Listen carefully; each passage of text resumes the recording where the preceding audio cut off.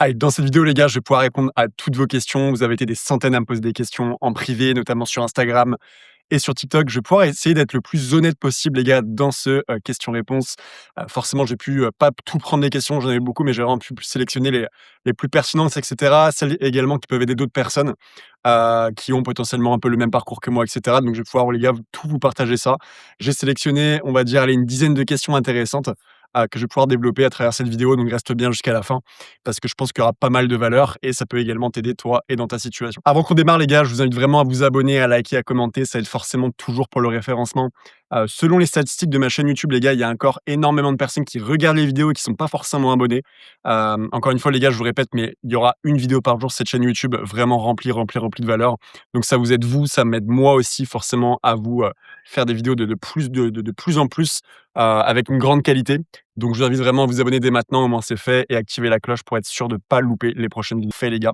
La première question, c'est tu as l'air d'être super balèze. Déjà, merci pour ton commentaire. Tu fais 1 mètre combien pour combien de kilos? C'est une question qui revient quand même assez souvent. Je suis assez grand, je fais 1,92 m pour 83 kilos actuellement. Donc, encore une fois, les gars, comment vous expliquer que quand j'ai commencé la muscu, les gars, j'étais littéralement une planche à pain, je ressemblais à rien. Dis-toi quand tu fais 1,92 m, de base, c'est compliqué d'avoir du muscle. Donc dis-toi que quand j'ai commencé la muscu, petite anecdote les gars, j'arrivais pas à afficher 2 pompes d'affilée. Je me souviens, même la barre à vide en musculation, j'arrivais pas à la soulever, la barre de 20 kilos. Donc voilà, je partais assez loin, mais voilà, il y a des questions sur la génétique juste après, je vais pas spoiler. Mais disons que, voilà, je suis très grand, j'ai tendance à rester très sec, ce qui fait de moi, voilà, quelqu'un de très sec avec abdos visibles et cetera. Donc voilà, ça c'est mon rapport, pour la taille. 2e question qu'on me pose ici les gars, on me dit: «Tu as une génétique de ouf». Déjà merci encore pour ton commentaire. Tu es sec de ouf, mais moi le problème c'est que, je prends vite, mais je galère à sécher. Quelle est selon toi la meilleure génétique? On me pose souvent également cette question-là, on me parle de: «J'ai pas la génétique, j'ai la bonne génétique» et cetera. Déjà, la première des choses que je peux vous dire les gars par rapport à ça, c'est que peu importe la génétique que tu as à l'heure actuelle, si tu prends du muscle facilement, si tu as tendance à sécher rapidement, si tu as tendance à prendre de la masse rapidement, ce que je peux te dire, c'est que peu importe ce que tu as à l'heure actuelle, tu peux afficher un très, très bon physique. C'est juste que forcément, il y a des génétiques où ça va aller plus rapidement que d'autres, on va pas se mentir. Moi, aujourd'hui, la génétique que j'ai, elle est simple, c'est très grand, très sec. Donc, tu es d'accord avec moi que, par exemple, en t-shirt, tu vois, je paraîtrais beaucoup moins balèze que quelqu'un qui sera petit, assez lourd, et cetera, qui potentiellement paraîtra beaucoup plus volumineux à la muscu que moi en t-shirt. Sauf que moi, par exemple, à la plage l'été, je paraîtrais beaucoup plus tracé, beaucoup plus sec, abdos beaucoup plus visibles que lui, et donc je paraîtrais potentiellement beaucoup plus imposant que lui, torse nu. Donc tu vois, il y a pas de génétique miracle, il y a pas de génétique en réalité, parfaite. Forcément, le but, les gars, on va pas se mentir, en muscu, c'est d'être le plus volumineux, le plus sec en même temps. Donc moi, je peux manger énormément, je prends pas un gramme. Il y a des gens, ils mangent énormément, ils prennent énormément directement sur la balance, mais ils vont paraître plus balèzes que moi. Donc tu vois, il y a pas réellement de génétique parfaite. Ce qu'il faut, c'est vraiment faire avec ce qu'on a. C'est surtout, les gars, pas chercher d'excuses. Parce que je vois beaucoup de personnes aussi qui se disent: «J'ai pas la bonne génétique, donc je mets pas les actions nécessaires en place, que je devrais mettre». Vous êtes d'accord avec moi? Et vraiment avec le recul en muscu, les gars, ce que j'ai pu remarquer, c'est que tu as pas besoin d'être le meilleur, tu as pas besoin d'avoir la meilleure génétique, encore une fois. Je pense que n'importe quelle génétique, si tu es constant et tu es sérieux sur le long terme, tu peux afficher un très, très, très, très bon physique. Allez, question numéro 3, les gars, question qui revient tout le temps maintenant. Je vois que tu as un six-pack. Comment avoir des abdos tracés comme toi? Les gars, ça, c'est vraiment une question qui est très, très, très bonne dans le sens où je vais vous donner là un tips et une clé que très peu de personnes parlent sur les réseaux et qui pourtant est la base littéralement en muscu. C'est que en fait, pour avoir les abdos tracés, les gars, c'est pas en vous butant les abdos, 6 fois par jour à la salle de sport ou vraiment en vous défonçant les abdos à chaque fois que vous allez réellement avoir les abdos. Quand tu vas travailler tes abdos à la salle, tu vas travailler tes abdos, en fait, en volume. Typiquement, tu vois, quand tu fais un curl biceps, par exemple, comme ça, tu vas travailler tes biceps, c'est d'accord avec moi, en volume. C'est le but, tu vois, d'avoir un volume musculaire pour prendre du muscle. Donc en fait, c'est pas mal de travailler tes abdos, tu vas juste les travailler en volume. Ils vont paraître plus balèzes, si tu veux. Sauf qu'à un moment donné, les gars, on va se parler franco, si ton body fat que tu as sur la ceinture abdominale, il est à 20-25-30 de body fat, en fait, tu as beau avoir les abdos de Cristiano Ronaldo, on verra jamais tes abdos. Et en fait, la chose que la majorité des gens ne parlent pas en muscu, même sur les réseaux, et cetera, c'est que pour avoir les abdos tracés, les gars, ça va passer par avoir du cardio, vraiment directement. Ça va passer par avoir le bon programme de nutrition, le bon programme d'entraînement. Mais je te dirais que 80 c'est dans la diète, c'est dans ton assiette. Surtout d'avoir le bon cardio sur le côté Mais c'est vraiment en fait en perdant cette ceinture abdominale, en perdant les poignées d'amour, en perdant ce fameux body fat. Donc le body fat, pour ça que ceux qui savent pas, c'est, le pourcentage de gras finalement que tu as en fait sur le ventre et cetera. C'est vraiment que comme ça les gars qu'on verra vos abdos. Tu as beau avoir les abdos les plus exceptionnels du monde, si encore une fois tu as 20-25 de body fat, on ne verra jamais tes abdos. Donc pour ceux qui me demandent moi à combien je suis en body fat, je suis à 10 à peu près. On me dit que je suis à 8. Bon les gars, je pense pas réellement quand même. Mais je pense que je suis à 10, entre 10 et 12 en tout cas. Et c'est la raison pour laquelle, les gars, on voit mes abdos juste parce que c'est pas que j'ai plus d'abdos qu'une autre personne, c'est juste que je suis plus sec et donc forcément derrière, ça se voit beaucoup plus. 4e question, les gars, c'est une excellente question. Si tu avais un conseil à donner aux Aubin, donc moi les gars, aux Aubin de 18 ans, qui venaient tout juste de commencer le business, la muscu, la vie en règle générale, qu'est-ce que tu donnerais comme conseil? C'est une très bonne question. Je te dirais que là, vraiment de manière, à l'improviste comme ça, je te dirais, ce qui me passe vraiment par la tête en tout cas, je te dirais savoir aimer se faire mal. Quand je te dis savoir aimer se faire mal, c'est finalement aimer trouver du plaisir dans l'inconfort, trouver du confort dans l'inconfort. Aujourd'hui, on vit dans une société où, on va pas se mentir, les jeunes de nos jours, donc si là je te parle du Aubin qui avait 18 ans, là j'en ai 25, je lui dirais en fait, et j'avais compris ça quand même, assez tôt, mais, je lui aurais dit, vraiment sors ta zone de confort encore beaucoup plus. Aime te faire mal, aime ce processus, tu vois, un minimum de souffrance, de sortie de zone de confort parce que derrière les gars, tout te paraît extrêmement simple. Quand tu sors de sa zone de confort, quand tu fais les choses dures au quotidien, quand tu as vraiment un sentiment de fierté qui est exceptionnel, et c'est ça qui développe ta résilience, c'est ça qui développe ta force de caractère. C'est quand tu es dans le dur à un moment donné que, bah, même tu te retrouves avec toi-même, que tu te dis: «Putain, mais jamais j'aurais été capable de faire ça. J'aurais été pen ou j'aurais pensé être capable de faire ça», tu vois? Mais quand tu es en mode confort tous les jours, quand tu es en mode dopamine, TikTok tous les jours et cetera, en fait, tu te détruis de l'intérieur. Tu vas pas vers la meilleure version de toi-même. Donc en réalité, tu es tellement habitué à confort, confort, confort, que dès que tu as une épreuve dans ta vie, dès que tu as une mauvaise nouvelle, dès que tu as un truc un peu plus dur, tu es tellement en réalité habitué à confort et en réalité vraiment pas habitué à se faire mal, que tout va te paraître compliqué. Il y a une phrase que j'adore en fait pour ça, c'est que si tu es dur avec toi-même, la vie sera molle avec toi. Donc en l'occurrence, elle sera facile. Et si tu es mou avec toi-même, bah, la vie va être dure avec toi-même. Donc en réalité, elle va te donner des gifles, elle va te donner des tartes parce que tu es tellement habitué à un confort permanent que forcément derrière, tout va te paraître beaucoup plus compliqué. Donc si on en revient à la muscu, si on en revient sur le business et cetera, bah, quand tu fais les choses dures, quand tu es habitué à te faire mal, quand tu es habitué à être discipliné à la salle, quand tu es habitué à être discipliné sur ton business, qu'est-ce qui peut t'arriver derrière? Parce que tu es tellement habitué à faire les choses dures en premier dans ta journée que derrière la vie te semble entre guillemets, pas si compliquée. Donc c'est vraiment les gars le conseil que je vous donne. Aimez vous faire mal, trouvez du confort dans l'inconfort et vous allez voir votre vie et vos résultats vont littéralement exploser derrière. 5e question les gars maintenant qui revient tout le temps, tout le temps, tout le temps. C'est une très bonne question, merci à toi de l'avoir posée.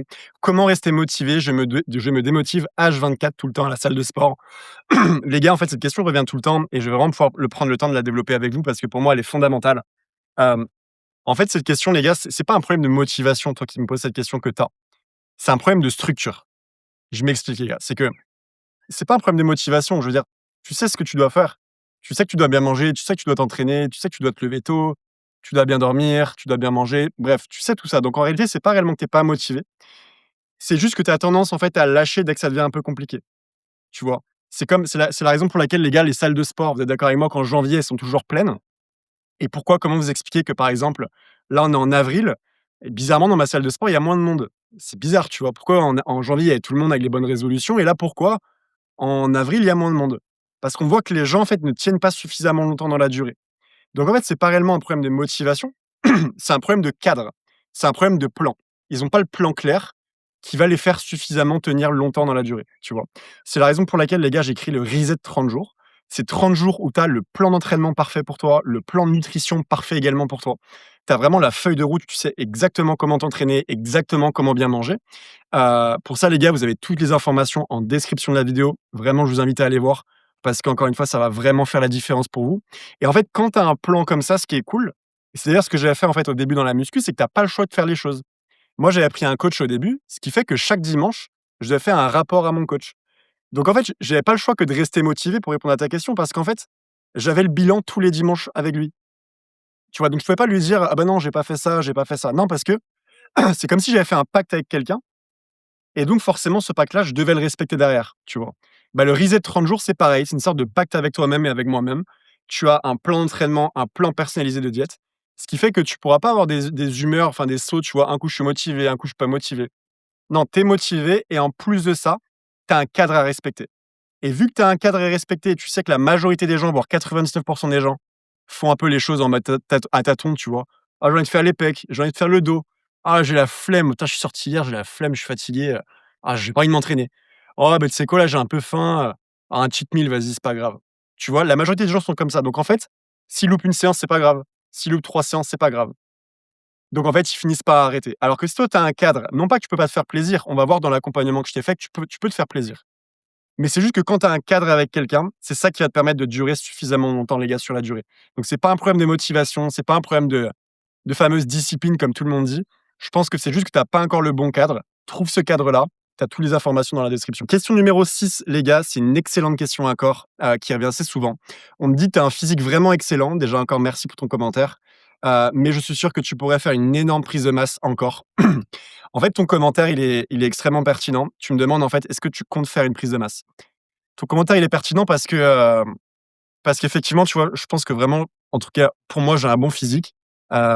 Effectivement, je te rejoins, je pourrais être encore beaucoup plus balèze. Je pourrais rajouter même 3 repas par jour s'il faut et donc littéralement devenir, tu vois, un tas de muscles et cetera. Mais en fait, si tu veux, moi, mon délire, en tout cas de muscu, dites-moi en commentaire, les gars de la vidéo, est-ce que vous êtes d'accord avec ça ou pas? Moi, vraiment, mon délire de la muscu, c'est vraiment être un athlète hybride. Ça veut dire quoi? Ça veut dire, en fait, pouvoir enquiller n'importe quel sport. Pouvoir pousser lourd à la salle, mais pas que. Pouvoir, par exemple, tu vois, demain faire un match de foot avec des potes si j'ai envie. Pouvoir faire un match de tennis et pas être essoufflé. Pouvoir faire, de la natation. Pouvoir faire un 10 kilomètres demain si j'ai envie. Pouvoir faire, bah, tiens, un marathon. Pourquoi? Parce que je sais que j'aurai la condition physique et je serai suffisamment sec et athlétique pour pouvoir encaisser ce genre d'effort-là. Mais si là, je me dis demain: «Vas-y, mon objectif, c'est juste de prendre du muscle pour prendre du muscle et prendre du poids pour prendre du poids», bah, oui, je pourrais être encore beaucoup plus balèze que je le suis actuellement. Mais si les gars, c'est pour être essoufflé quand tu montes les escaliers à la salle, dites-moi à quoi ça sert, tu vois? Si c'est pour être essoufflé, au bout de 2 kilomètres en réalité en course à pied, moi je vois pas l'intérêt en tout cas. Donc pour moi vraiment ma vision de la muscu, je sais que c'est pas la même pour tout le monde, mais pour moi c'est un peu Cristiano Ronaldo. Tu vois? C'est vraiment être, ce mec athlétique qui est capable d'enquiller n'importe quel effort physique, tout en poussant fort à la salle par exemple. Aux haltères, je par exemple à 46 par main par exemple, ça m'empêche pas de pousser lourd, mais ma vision a toujours été de rester le plus sec possible, le plus athlétique, le plus fort aussi, le plus explosif, bref, tu vois, vraiment complet et je pense que c'est ça, aujourd'hui, là où un homme devrait tendre, vers ça et non se dire: «Je veux juste prendre du muscle pour prendre du muscle» et derrière tu sacrifies ton cardio donc c'est pas vraiment le meilleur pour moi. 7e question les gars maintenant, qui revient aussi, souvent, c'est comment se démarquer des autres dans 99 des domaines, dans tous les domaines?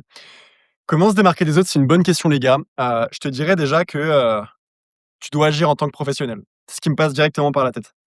Si tu agis qu'en tant qu'amateur, tu auras des résultats d'amateur. Si tu agis en tant que professionnel, forcément, tu vas faire la différence avec les gens. Je te prends un exemple tout bête qui me passe par la tête maintenant. Tu prends la muscu, par exemple. Il y a des gens qui vont à la salle, juste pour aller à la salle et donc ils vont même pas s'échauffer, par exemple, et ils vont pousser des haltères. On va dire c'est le niveau 1, tu vois? Sauf que ces gens-là, qu'est-ce qui va se passer? C'est qu'ils vont se blesser au bout de 3 semaines. Scénario numéro 2, tu vas à la salle, tu t'échauffes, mais tu as une technique d'exécution qui est dégueulasse. Et donc, tu l'auras compris, tu finiras par te blesser quoi qu'il arrive. Scénario numéro 3, tu vas à la salle, tu t'échauffes, ta technique d'exécution, elle est parfaite. Tu prends soin de ta technique d'exécution encore une fois, tu prends soin en fait de ton mouvement, tu fais pas le fou et cetera. Et en plus, tu te dis: «Je vais à l'échec sur chaque série». C'est-à-dire que tu es pas là juste pour pousser et vasculariser, tu es là pour vraiment aller au bout de toi-même, par exemple. Ça, c'est le scénario numéro 3, qui est déjà beaucoup mieux, tu vois? Après, tu as un niveau 4, on va dire, c'est tu fais tout ce que je t'ai dit avant, c'est-à-dire que, tu fais attention à ta technique d'exécution, tu donnes tout, tu t'échauffes, tu vas à la salle, pas tu es pas là pour, enfiler des perles, tu es vraiment là pour te donner tout à 100 et en plus de ça, à la fin de la séance, tu notes ton entraînement. Donc tu vas dire: «OK, développé couché, ah ouais, OK, j'étais à ça. Développé épaule, OK, 6 répétitions à, par exemple 20 kilos de chaque. OK, boum, boum, boum». Tu vois? Et en fait, c'est ça, ce niveau de professionnalisme qui va faire littéralement toute la différence de ce que vous allez pouvoir faire, tu vois? Dans n'importe quel sport, dans n'importe quel business, tu as pas de data sur toi-même, si tu notes pas ce que tu fais, si tu investis pas aussi, parce que ça pourrait rentrer dans ta question aussi, c'est que apprends aussi à investir sur toi. Apprends à investir de l'argent sur toi-même. Apprends Tu prends quelqu'un dans un domaine, au sport par exemple, qui a les résultats que tu veux et tu dis: «Je vais investir mon argent avec lui parce que je sais que c'est cette personne-là qui va m'emmener à mon objectif». Il a déjà fait les erreurs par le passé, il sait comment passer par là, il a les résultats et la vie que je veux aller chercher. Donc logique, je vais le payer parce que je sais que si je le paye, j'aurai les meilleurs conseils pour aujourd'hui step up dans ma vie, tu vois? Donc je te dirais vraiment investir sur toi niveau argent, ne pas avoir peur d'acheter des formations, des e-books, d'investir sur toi-même parce qu'il y a que comme ça que tu vas progresser. Les gens qui ont peur d'investir 20 balles sur eux, c'est juste à un moment donné, un sketch. Tu pourras jamais évoluer dans ta vie si tu es pas prêt à investir 20 balles.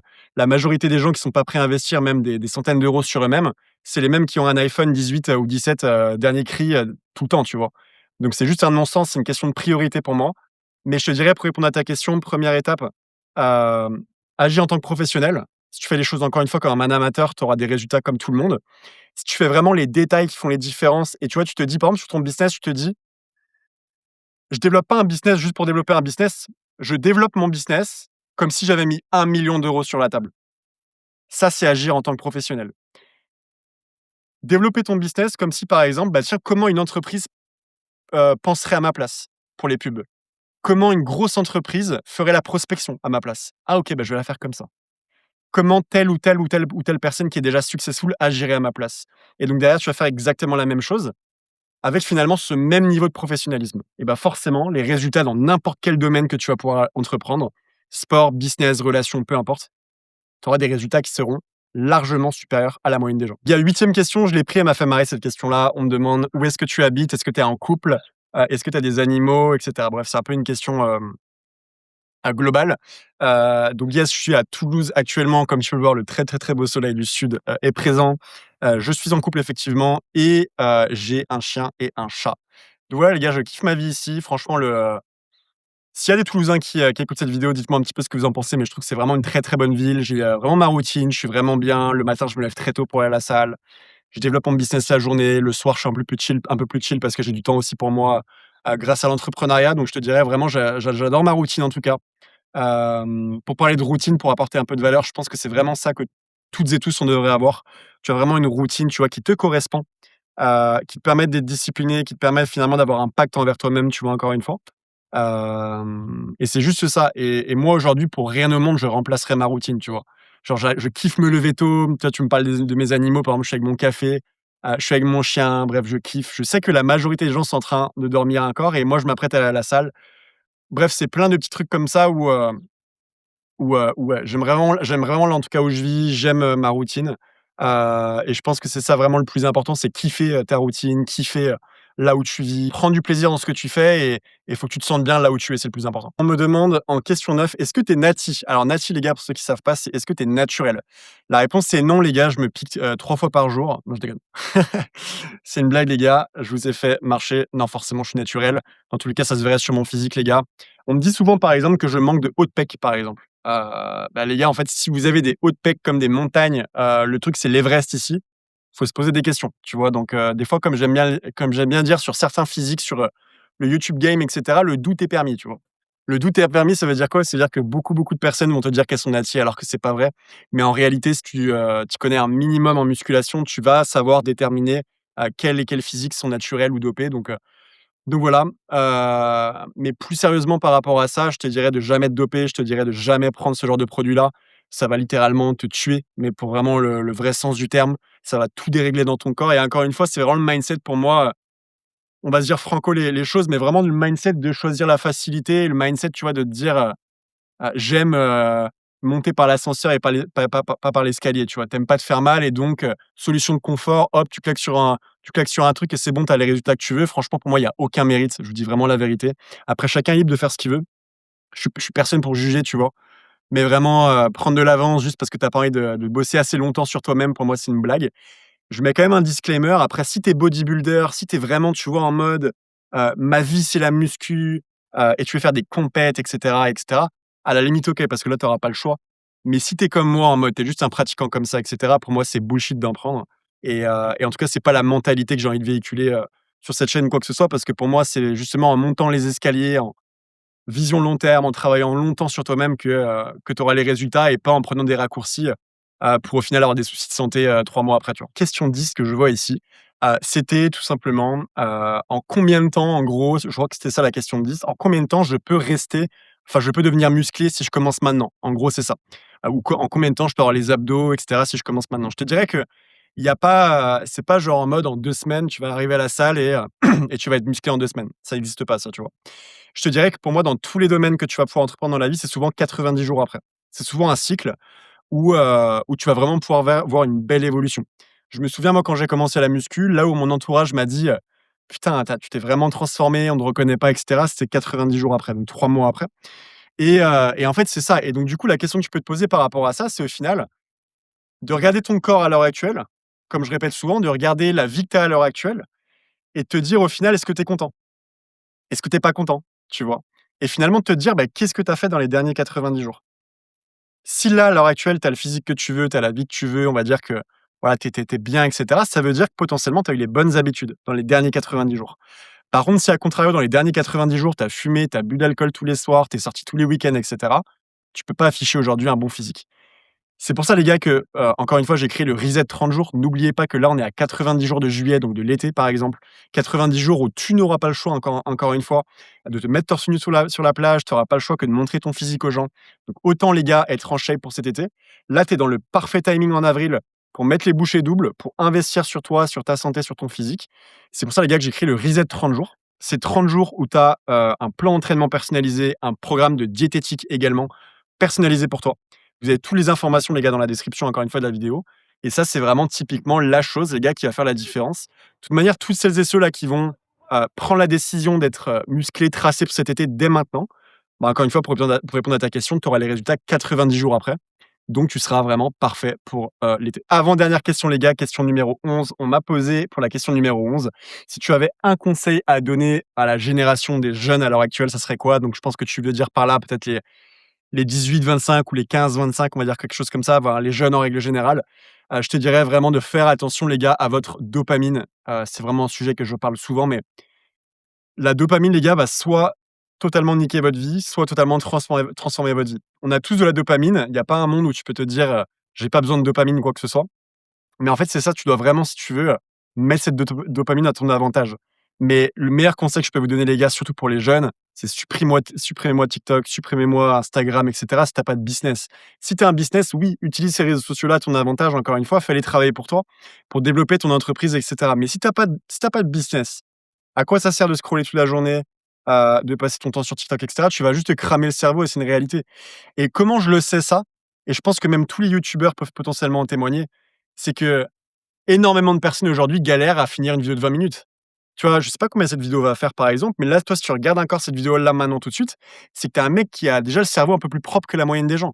Parce que la moyenne des gens n'arriveront pas en fait à juste terminer une vidéo comme ça. Pourquoi? Parce qu'ils sont tellement habitués au switch, switch, switch, switch permanent, tu vois? Nouvelle vidéo, nouvelle vidéo, nouvelle vidéo. Donc comment tu veux à un moment donné que le mec, il a un cerveau habitué comme ça, à te dire alors quand tu commences la muscu, tu dois être constant pendant 5 ans. Le mec, il va te regarder, il va se dire: «Mais frérot, pas possible pour moi», tu vois?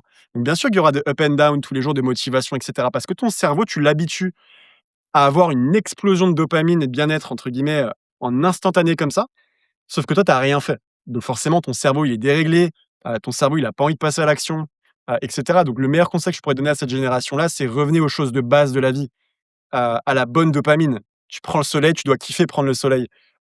Tu prends ton café le matin, tu dois être bien avec toi-même. Genre, tu sais, les petits trucs de la vie parfois qui, peuvent paraître vraiment cons, bah, finalement, si tu pas capable d'apprécier ces petits moments-là de la vie, bah, à un moment donné, elle a plus de saveur la vie, tu vois? Si tu as toujours besoin de ton shot de dopamine et cetera, qui est d'ailleurs beaucoup plus gros à chaque fois, bah, ça va être quoi dans 10 ans? Tu auras besoin d'encore un truc plus gros. Donc c'est pour ça qu'il y a énormément de burn-out actuellement. C'est pour ça que la majorité des gens sont paumés. Ils sont paumés pourquoi? Parce qu'ils arrivent même plus à réfléchir de ce qu'ils veulent par eux-mêmes. Ils savent même plus qui ils sont, tu vois? Pourquoi? Parce qu'aujourd'hui, ils ont l'esprit complètement lavé, le cerveau complètement lavé. Donc je te dirais vraiment de revenir, à des choses très classiques, travail, persévérance, constance, à des valeurs fondamentales et surtout d'arrêter, revenir à des choses qui sont bonnes pour ton cerveau, avec de la bonne dopamine, tout simplement. Dernière question les gars qu'on m'a posée, tout simplement, c'est la 10e question. Je vais vous la faire en marchant celle-là pour la dernière. Non même pas la 10e, qu'est-ce que je raconte? C'est la 12e question. Quelle est ta journée type? C'est une question qui revient aussi souvent sur Instagram en DM. Je te dirais que c'est il y a rien de, farfelu dans ce que je fais, c'est-à-dire que c'est très, très banal, mais très efficace pour le coup. Je me lève, assez tôt, généralement entre 6 heures et 6h30.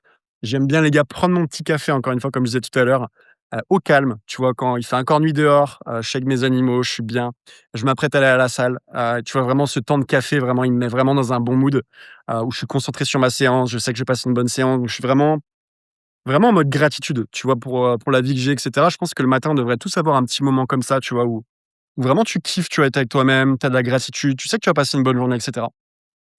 Après, ce que je fais, c'est que je vais à la salle, aussi simple que ça, tu vois? Je fais ma séance, je rentre, je me douche, je fais des lives sur mon business, je fais à manger, je range mon appart et ensuite l'après-midi, c'est work sur mon business, mais c'est pas genre en mode, travail, tu sais, comme tu peux le voir, à 200 comme un acharné et cetera. Je pense que c'est vraiment du travail intelligent que je fais pour le coup. Création de contenu et cetera. Tu vois, là, par exemple, je prends le soleil, je suis bien avec toi.